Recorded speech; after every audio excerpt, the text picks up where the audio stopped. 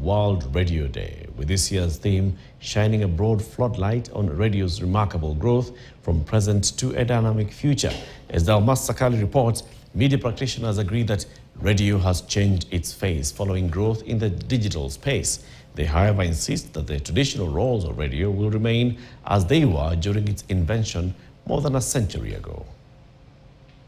Nahisi kwamba nimepewa fursa kwanza ya kutangamana na watu ambao sijai kutana na wao. But there are people who are stuck on that traditional radio and you can't move them from there. Ukiangalia sana katika mitandao, mtu mmoja akishachapisha taarifa, wengine wote wanaiga ile taarifa.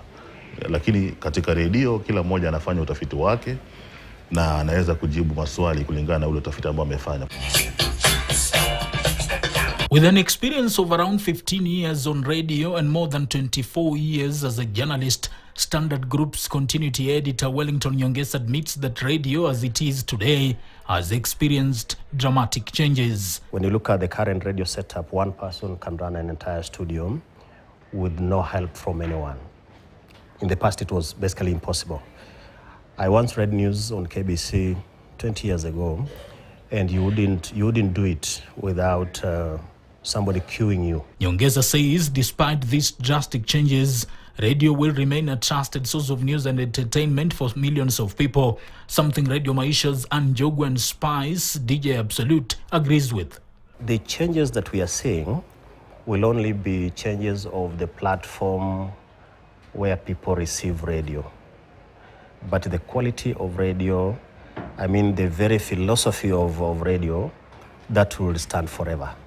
Kwa kiwango fulani, kuna wale ambao watasikiza podcasts, wajua, but as much as kuna wale ambao watakuwa kwenye podcast, bado kuna wale ambao watajiunga na radio.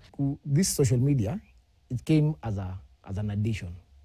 So they were not used to getting information or music through the internet or through, they were used to radio. And that's how they will continue. Some of them are stuck there.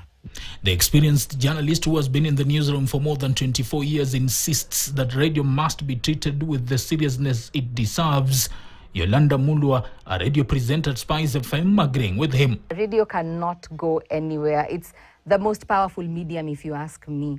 The power that radio has to inform, entertain, educate, unite, and just be the voice of society is unmatched.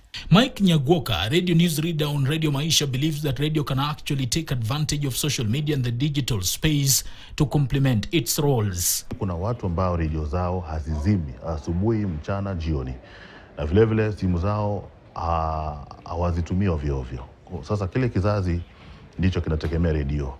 Na ni kizazi cha umri wa juu kidogo. I think the digital space is not a passing cloud, but just something that's coming to also aid us in what we do, maybe amplify our efforts and help us have bigger coverage. This year's commemoration comes at a time radio commands more than 70% of the adult population in Kenya, and radio journalists believe this is the medium that came, conquered, and is here to stay.